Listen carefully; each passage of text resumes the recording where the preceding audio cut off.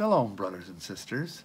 This is Dr. William Snevlin coming to you from With One Accord Ministries with another teaching that is really about three different things at once, covering three different areas that we like to cover. It is about spiritual warfare and deliverance. It is also about the Torah, and it is also about your health.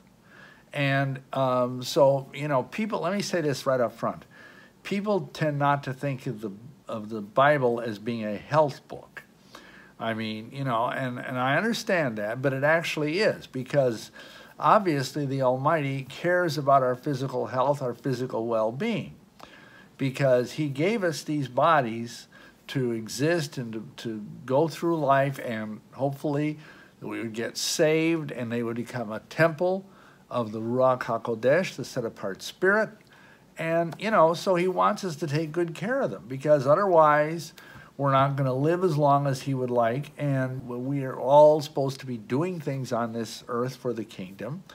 And if our lives are cut short by disease or bad health choices or whatever, then what are you going to do? You know, you're basically in a situation where you and your loved ones are in misery. So He wants us to be healthy. He wants us to be happy. He wants us to be set apart. And the best way we can do that is by following His word, by following His commandments. And I think most people get that to a certain extent, but it even has physical consequences. If we keep His commandments, we are told that we will not have all the diseases put upon us that He put upon the Egyptians. This is back talking about, of course, Exodus and the bondage in Egypt. But we've got to understand that that is a metaphor for what we're doing today, because a lot of the diseases that we suffer from are from modern-day Egypt. Understanding, of course, that the word Egypt in Hebrew is Mitzrayim, which means bondage, which means slavery. And we're not necessarily talking here about physically being a slave, although that does exist in the world today, but we're talking about being in bondage to various either Babylonian political / economic systems, being in bondage to addictive behaviors, being in bondage to the wrong kind of food. So let's get into this. The thing is, most people understand that there is a problem today with our health and our diet in the Western world, you know, and it's really become a life-threatening situation. And all this stuff, the reason we're doing this video right now is we're right in the middle of the month of December, which is, of course, kind of like ground zero for the secular world to have all of these holidays. We have Christmas coming up. We have, you know, and then beyond that, New Year's Eve in another couple of weeks. So everybody's having parties, everybody's having get-togethers, and there's nothing wrong with that per se. Although, of course, Christmas itself is a pagan holiday. We have another teaching video on that. I'm not going to get into that right now, but because we get together with our families and friends and whatnot, there's a lot of stuff right now that revolves around food. And food is obviously critically important in our lives, but we need to be aware that there are significant problems with it, especially nowadays. The funny thing is, about a century or a little more ago, it happened that the biggest food problem in the world was that there were many people, even in this country, that were starving. And to this day, of course, in much of the world, places like Africa or whatever, there are people that are starving. But, you know, by and large, that is not the big challenge today with food. The big challenge today with food is the fact that people are the opposite of starving. They're eating either too much food, or they're eating the wrong kind of food, or they're eating unclean food, or they're eating a bunch of processed food, which kind of comes under the heading of the wrong kind of food. And because of that, we have an epidemic in this country of diseases which are lifestyle related. And a lot of this comes from not following the Creator's mandate. You know, and we'll get into that in a couple minutes, but just to understand this, we are finding out through science. You know, I'm not talking about some fad diet here. We're talking about hard scientific research with double-blind studies, placebo studies have shown that, for example, if you eat processed foods, processed meat, it's just as bad for you as smoking cigarettes in terms of being a risk for cancer. And what do I mean by that? Well, I mean, like, you know, things like salami and bologna and all of those, you know, heavily processed meats, boxed foods, you know, hamburger helper, macaroni and cheese, and everything. Oh, I love that stuff. And I know, all of this stuff comes kind of under the heading of what our culture has come to call comfort foods. And yeah, they're comforting. They have things in them that really appeal to us. And again, we're going to hopefully talk about that in a couple of minutes. But just understand that all these things are basically very unhealthy for you. They're full of corn syrup. They're full of false, fake fats. They're full of chemicals. They're almost entirely made out of GMO-type products, which, of course, are an abomination in the sight of heaven, and they're extremely unhealthy. To say nothing of many of them are being riddled with pesticides. So you do not want to eat these things. And, of course, when I say eating unclean foods, I'm basically talking about the commandments that are in the Bible about eating, you know, certain foods and staying away from foods, the most obvious ones being pork and shellfish, both of which we now know scientifically to be very unhealthy. Okay, so what does the Almighty say about our diet? Well, very early on in the scriptures, right in the first few chapters of Genesis, we read in Genesis 1:29 the diet that he gives to his people.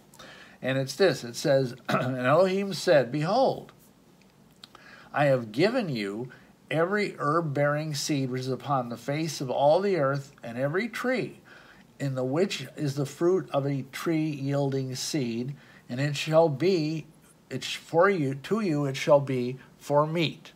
So there you go. We're supposed to eat fruit. We're supposed to eat plant products. We're supposed to eat, excuse me, nuts and seeds. It's not rocket science. And anybody that tries to tell you differently, basically, you can figure they out of number one, they just like their meat and dairy and so on, or number two, that they have an agenda. You know, a lot of these doctors you see on various shows or on YouTube channels, television channels, they're getting money from the cattle industry or from the dairy industry or from the egg board. And, you know, so you've got to take what they're saying with a grain of salt, or maybe even a whole, you know, like salt shaker full of salt, because it's not really valid. And especially, you know, when in doubt, what does the Creator say? He says, "I have given you plants and fruits and nuts and seeds to you for meat." And the word there for meat, it actually means for generalized food. It doesn't necessarily mean just animal flesh, because the Hebrew word for flesh is basar. But, you know, this is talking about what our diet is supposed to be. So that's the beginning of it. Okay, now, but we all understand that what happened with the flood. And many people will bring this up about Noah, that, you know, there was the flood, and after the flood, yes, the Almighty told Noah that he was allowed to eat meat. Now, why was that? Well, number one is because the whole world was drowned, and all the plants were a soggy mess. I mean, if you've ever been in a situation where you had a flood in your community, you know what that can do to vegetation. It's not pretty. And of course, this was the most severe flood in the history of the world, so it obviously destroyed all of the things, the trees and the plants that they would be eating. And of course, they had the animals on the ark, so there you go. But that didn't mean that they were just supposed to run riot with that. And he also made a very clear stricture at that time. He said to Noah and his sons and daughters-in-law, whatnot, "You are not to eat the blood, because the blood is the life. The blood has the nefesh the soul in it, and so we were forbidden from eating blood, and that, of course, was reinforced during the time of Moses at Mount Sinai, and also even in the book of Acts.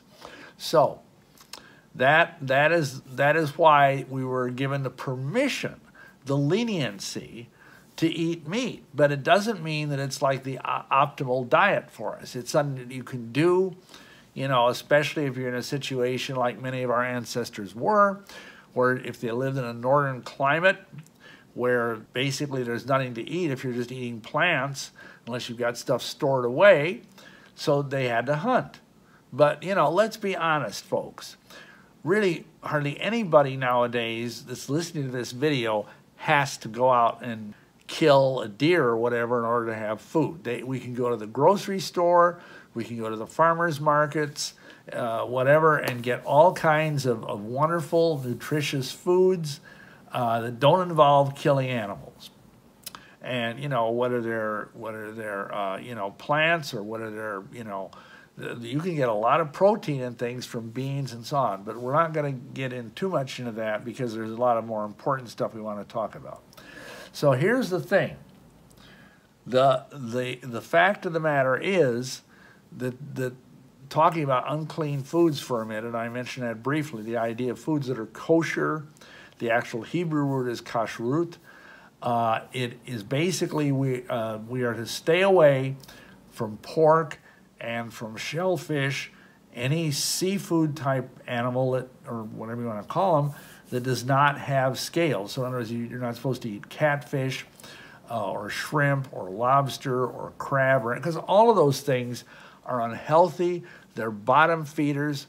The Almighty intended for them to be the garbage collectors of the water, that they would be, you know, running along the bottom of the either the rivers or the ocean, eating basically the refuse of the other fish.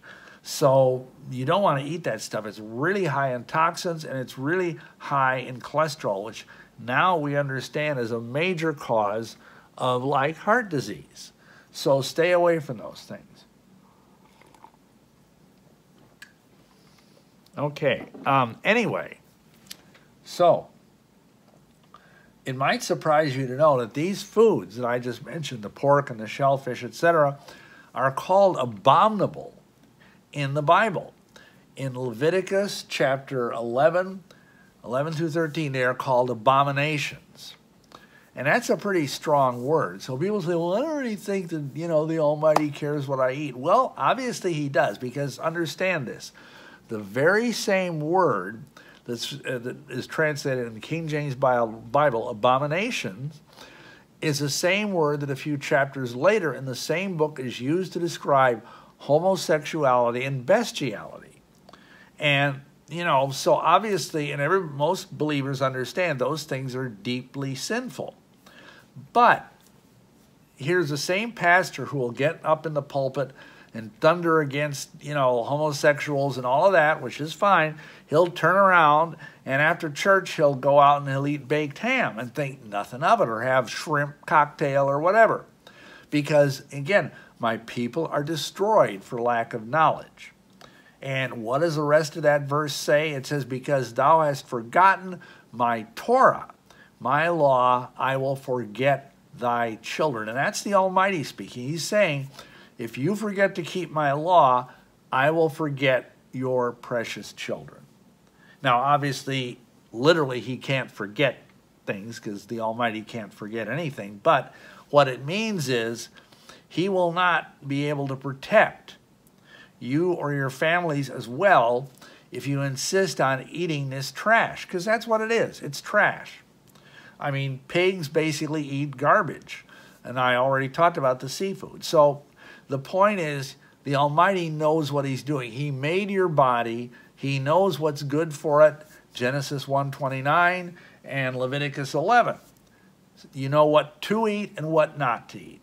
End of discussion. Now, here's the thing. There are countless scientific studies that show that a plant-based, low-fat diet is the best way to have a long, happy, healthy life, to prevent heart disease, to prevent stroke, to prevent cancer. All of these things are increased if you eat meat and dairy. But here's the problem. We're coming into this season, already are in it really, where people are having holiday parties and family get-togethers and so on. And that can be an especially challenging time, even for a healthy person. So what are you supposed to do? Well, you need to have an understanding of these things. Certain dishes that we are commonly fed in our culture, as from little children up to adulthood, those dishes are full of addictive things, and most people don't understand this. And again, I'm not saying that your grandma or your mom are like these. I'm gonna feed my child this stuff. You know, it's addictive. We didn't know any of this stuff really until the last 15 or 20 years. We started to have more of an understanding of chemistry, of the biochemistry of the body, of our taste buds, even of our brain, because our brain is very much involved in what we eat. So, you know, we just knew these things as comfort food. Things like cheese. And nowadays we understand, I mean, people that have studied this stuff understand that basically cheese is in its own way, it's a kind of morphine. There's a chemical in cheese called caseomorphine that is released when you eat it. That's why cheese is so pleasing. And what it does is it comes back to the fact, what is dairy originally intended for? Baby cows. Well, the funny thing is, human mothers, when they produce, you know, breast milk, that also has a similar hormone in it, not quite identical, but similar. And why is that? Because when the baby drinks the milk, whether it's a baby calf or a baby boy or girl, doesn't matter. They feel good. It gives them this mild sense of well-being, along with, of course, being fed, which makes them also feel good, and it helps them bond to their mother, whether their mother is a human woman or whether it's any of the other mammalian species. And that's beautiful. That's how it's supposed to be. That's why you will see, you know, a calf, for example, will follow its mother cow around, you know, and barely leave its side. It's not just about, you know, oh, I want some food. It's about that there's a bond there that has been created by the Creator to keep, you know, mother-daughter, mother-son bonds close together. So in the same way with humans. But here's the problem, especially with cheese. Cheese is concentrated milk fat. And so it's especially a heavy dose, a heavy jolt, so to speak, of this morphine-like substance. And that's why it's so compelling, whether it's cottage cheese or the hot cheese you might eat on pizza or macaroni and cheese. All of this stuff is incredibly addictive. And that's why I basically had to pray against that as a kind of addiction, just like other people might have addictions to alcohol or drugs. And I come from a family where my father was like a total cheese hound. And of course, he died of heart disease and cancer. So great advertisement there for the cheese industry. But anyway, sad. What was I going to say? Oh, yeah. So that's an example of how some of these things, and sugar is another thing. And everybody says, oh, no, you can't take away my sugar. But the kind of sugars that are in holiday goods, you know, sugar cookies, cakes, pies, all of these things. I mean, a little bit is okay, but you've got to realize sugar is addictive. Especially white sugar, the kind of sugar that you normally see in holiday baking. And the kind of sugar that I'm sure if you're, you know, my generation or even a little younger than I am, that's what you grew up with. Was, you know, you'd have treats that were made of white sugar and other assorted things, you know. So it really is, sugar and cheese can be very, very addictive. And of course, this is what people get laid on them over the holidays. Now, the other thing too is that there is an emotional component to all this. We all, unless we were unfortunate enough to not have healthy functioning parents, either because we were orphans or because we were into the foster care system, or, you know, there's various people who are unfortunate like that, but most of us have good memories of the holidays with our mothers or our grandmothers or whatever, making us goodies, making us all these things, and including even the full-fledged dinner, you know, turkey, dressing, whatever it might have been. And so, you know, we have all these memories. So there's these links between food and family and love. And of course, as we get older, we go off and we start our own families, but we still are attached to those older families. And it's like, okay, what now? You know, when like, for example, I've lost both my parents over the decades. And many of us have that are baby boomers. And so there's this bittersweet thing. We remember all these nice memories, and it's all linked to food. And unfortunately, most of the food it's linked to, it's not broccoli. It's not Brussels sprouts. It's going to be pumpkin pie. It's going to be, you know, chocolate cake. It's going to be whatever it might be, you know. And this is the problem, because there's this kind of pleasure pathway that has been built in the brain. And we now understand this. We didn't understand this, you know, a generation ago. But the brain, it has what they call plasticity, which means it learns. And it keeps doing this all of its life.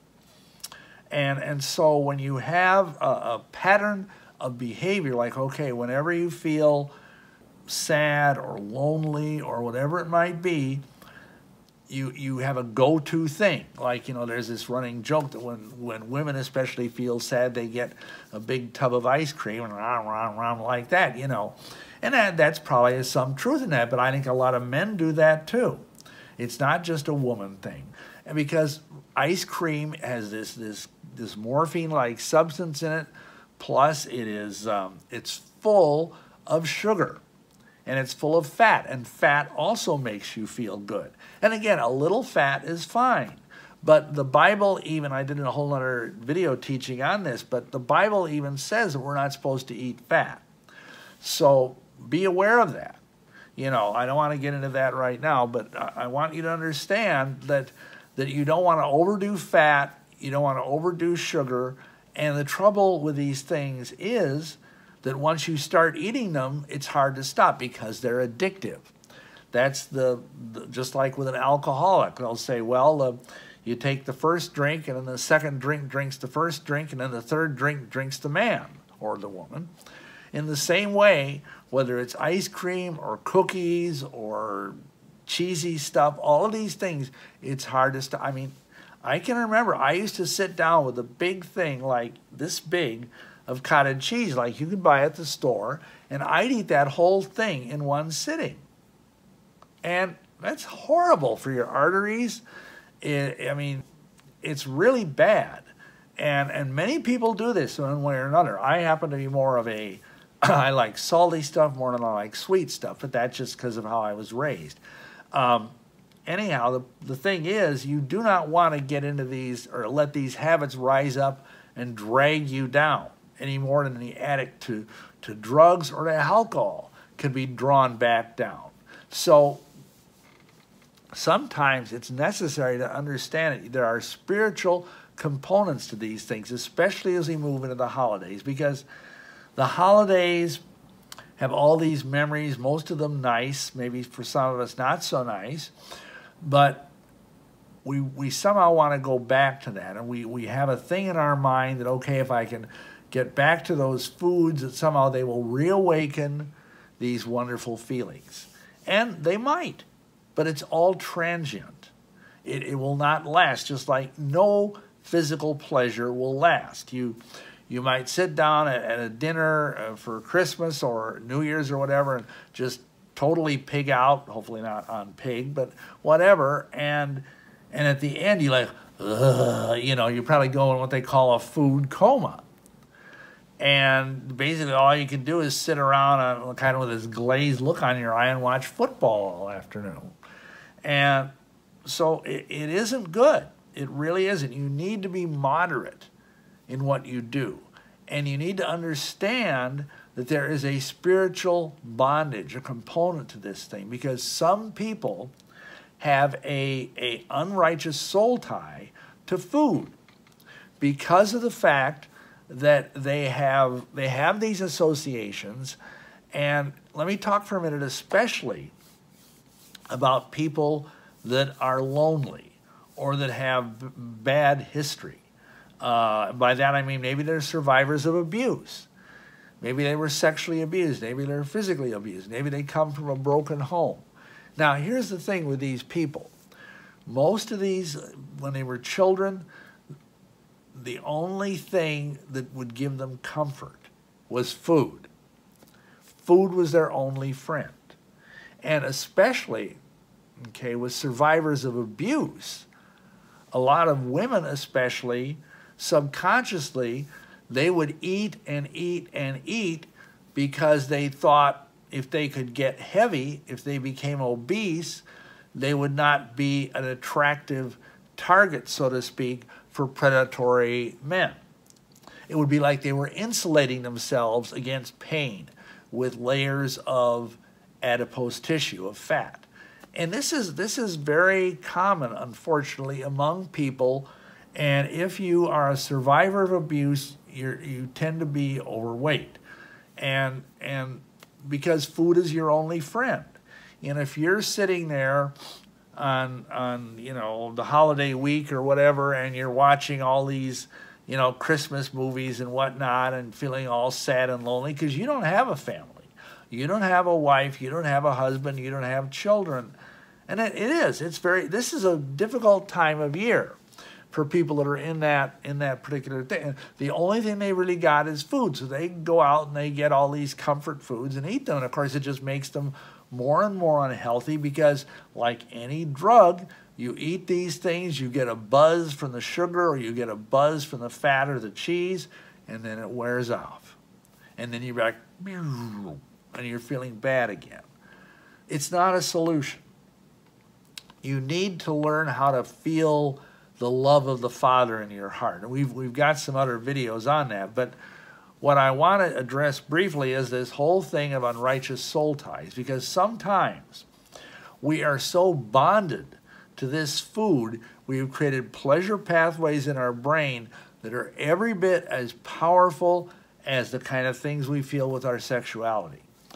And it can be really a bondage. I mean, because you can go through and maybe you say, okay, I've really got to lose weight, or maybe I have, God forbid, I have heart disease, or whatever it might be, and my doctor says I've got to, you know, get my cholesterol down. So you decide I'm going to eat healthy.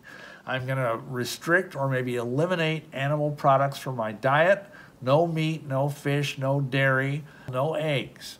And you're going along fine, you're losing weight, your blood numbers are starting to look better, your blood lipid tests and so on.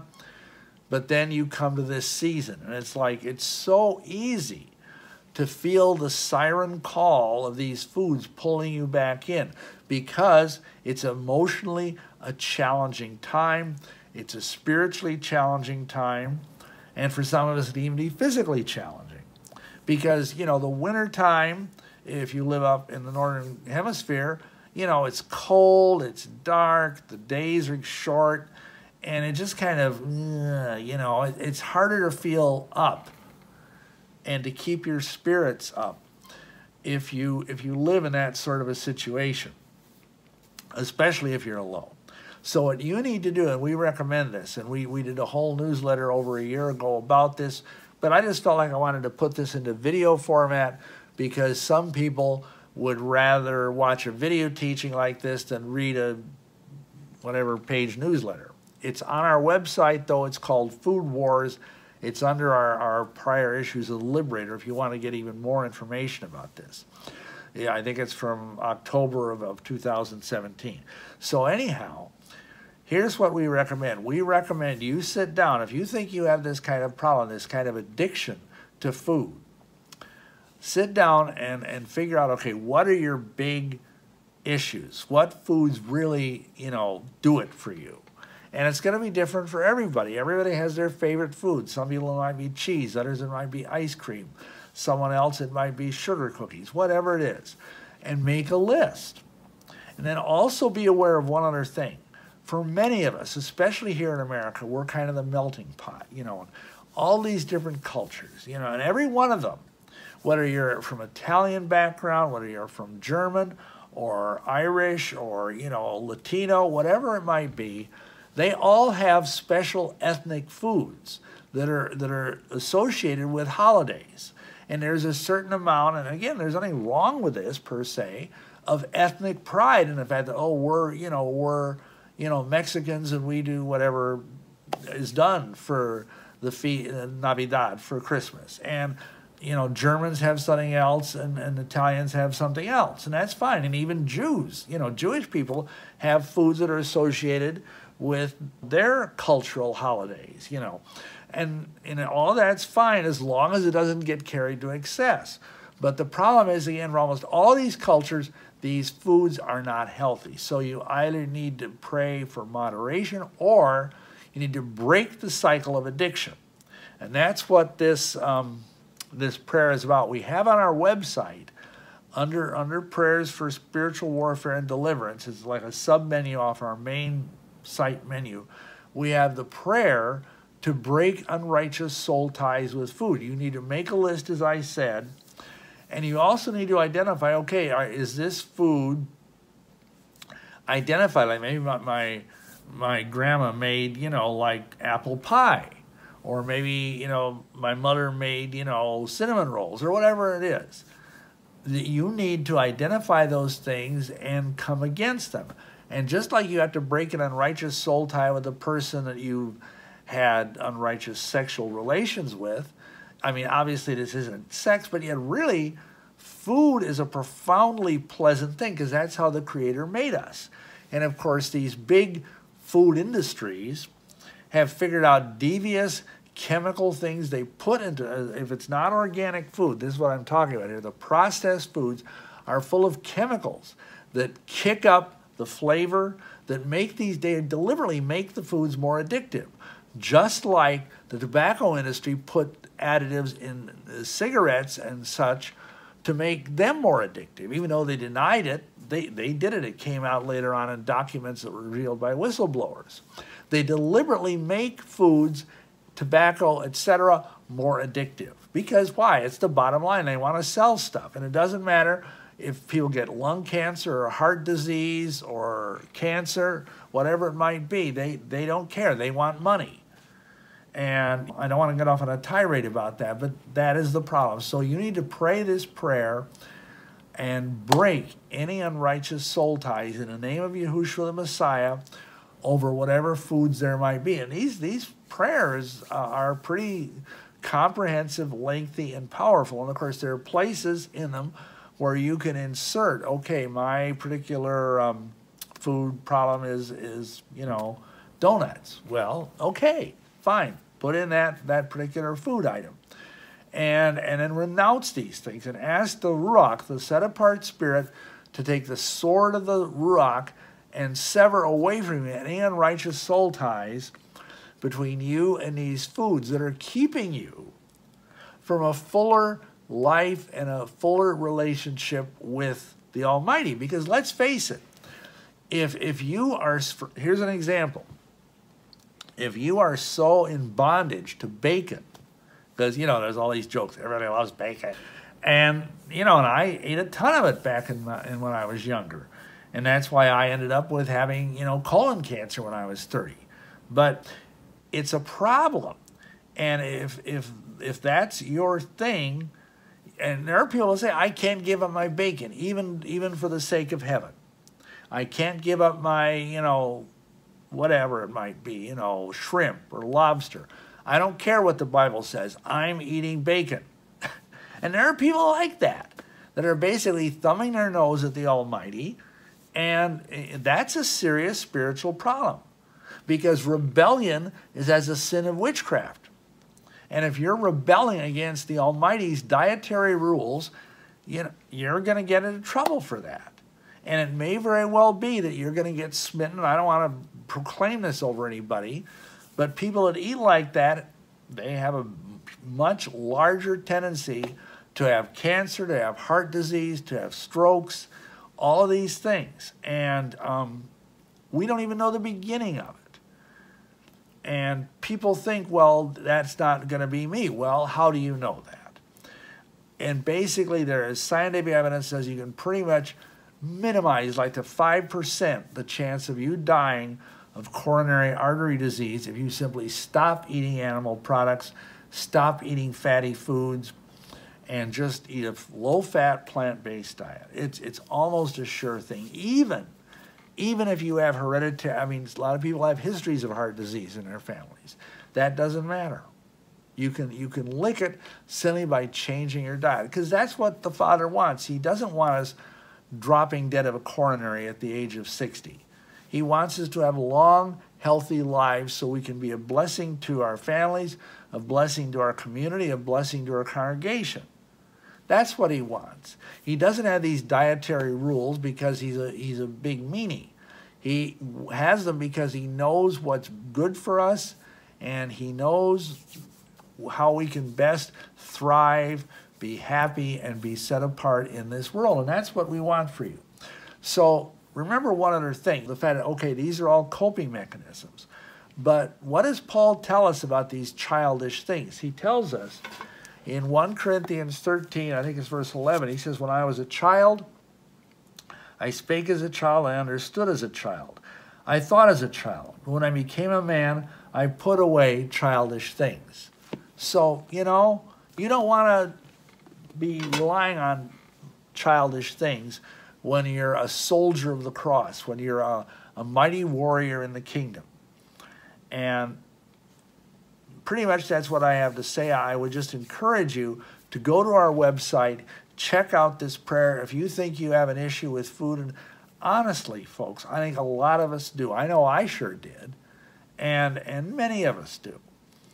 And you don't want to have that come between you and a fuller relationship with the Almighty King of the universe, because he wants that. He wants us to have a full, happy, healthy life, and a life where we're not distracted by illness or by misery, and where we can just serve him with joy and with shalom. And it's wonderful. It really is. So I basically, this went longer than I thought it would, but I think it's important. The prayer is on our website, withonaccord.org.